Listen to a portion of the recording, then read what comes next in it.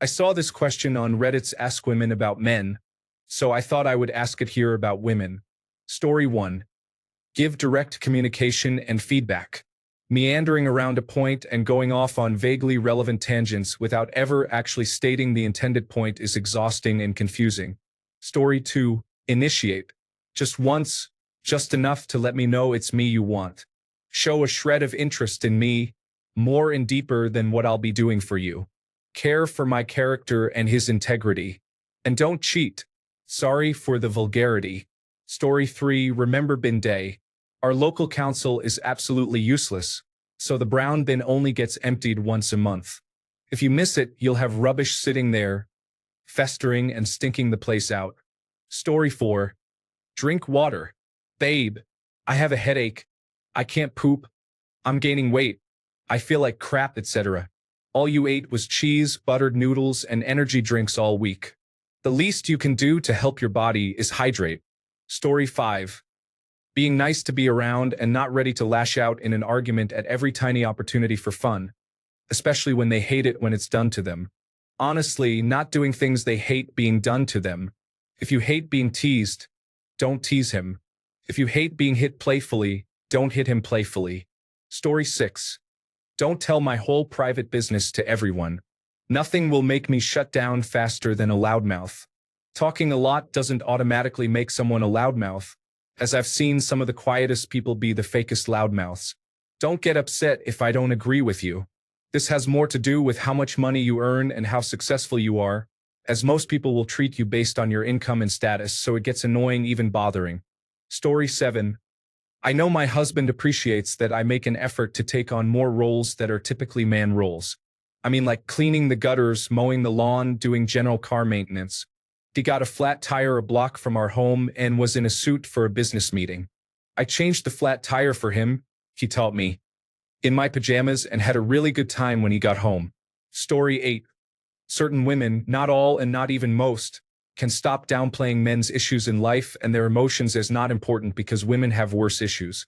I understand women face really severe issues. I get that, and it's wrong. Yes, issues women face are very important, like the issues of violence against women. These issues need vital attention, but when an issue affecting men is talked about, could these certain women, not all, just stop trying to make it all about them instead? When you want men to open up, actually let them open up instead of resorting to, yeah, well, I have it worse, and then changing the subject to issues women face. We get it, women have serious issues, but there is a time and place to discuss those issues. Trying to hijack any place discussing issues facing men isn't it. Again, not all and not even most. Most women understand this, but it's those rare few that feel the need to make everything about them in every instance that irks me. Story 9.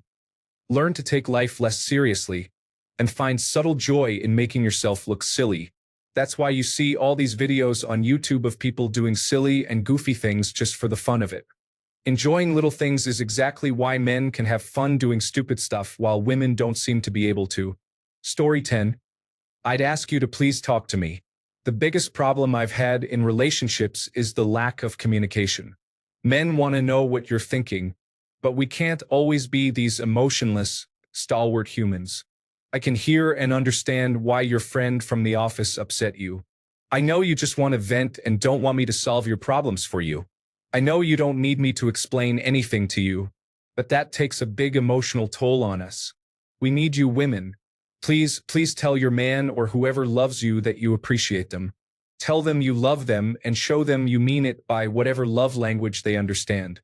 Don't accept violence or manipulation, but honestly evaluate whether a man is capable of understanding that you're tired and he is too, and you need a break from life in general or the kids or whatever.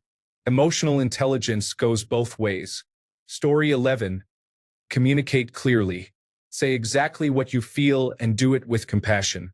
Love yourself first, because how you treat yourself, whether you are aware of it or not, just might be the way you treat your partner or your children. Story 12. Leave us alone sometimes. Not everything needs to be discussed immediately. Also, let us sleep in peace.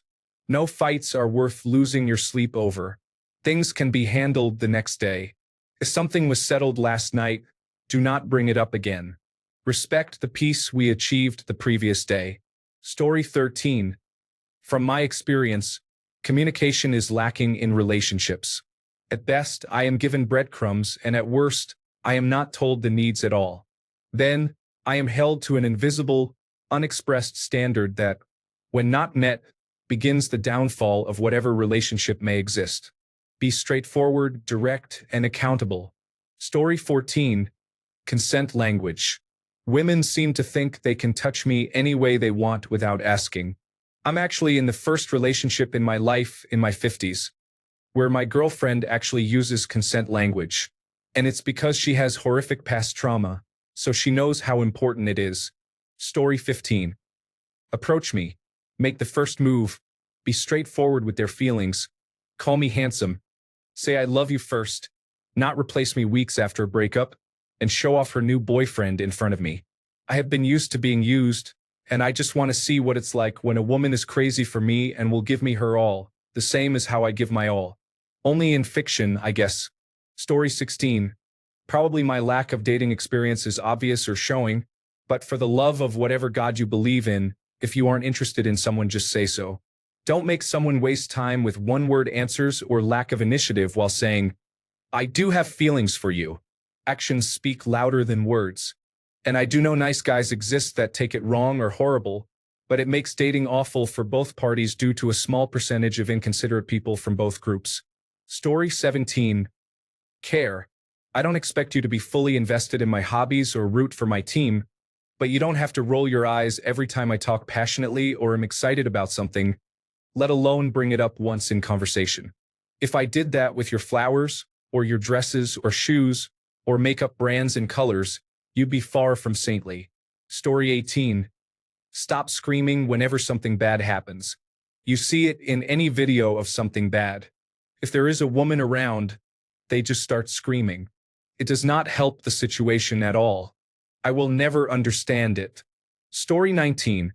Not get jaded or angry when a man posts or replies on Ask Women. I don't understand why us guys are absolutely fine with women posting or commenting here. And if we make a sound over there, we get called out like we just did something illegal. Story 20. Please just let me hear what they are saying in the game. I know you do not care, but I cannot pause in the middle of a cutscene to listen to you talk about the plants again, and I just want to hear what I am supposed to be doing. Story 21. If women had the confidence that men have, the world would be a simpler place.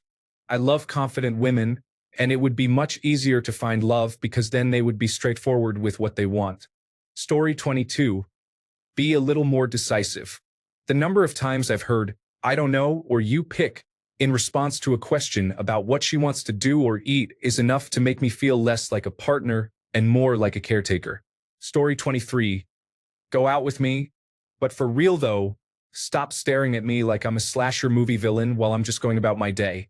It makes me self-conscious about just existing. Story 24. Stand up for me whether I am present or absent. This will not happen unless you are respected and doing well in life, unfortunately. Meanwhile, you almost have to risk your life constantly for them, only to be used while another man who does nothing for them gets rewarded. It's just cruel, but cruelty is amusing to many. Or stand up in general more for men and appreciate us. It's hypocritical to complain about not feeling appreciated, having feelings invalidated, and lacking a voice, only to then do the same to someone else and silence them if you disagree. Highly hypocritical. Story 25. Not all women, but it would be great if more nerdy women did a lot of the things they expect nerdy guys to do. Some just have traits that are common and fall into nerdy stereotypes. Yet they don't think they need to work on themselves and rely on proxies socially. It can be so one-sided and feels like a catch-22 sometimes. Don't get me wrong, I understand why some are like that. I just think things would be better if more nerdy women were accountable. I mean, in general too, it's just not as common outside of nerdy spaces. Story 26. Listen, understand, be kind, and recognize men as equal human beings, not as the villains that their friends and the media tell them we are.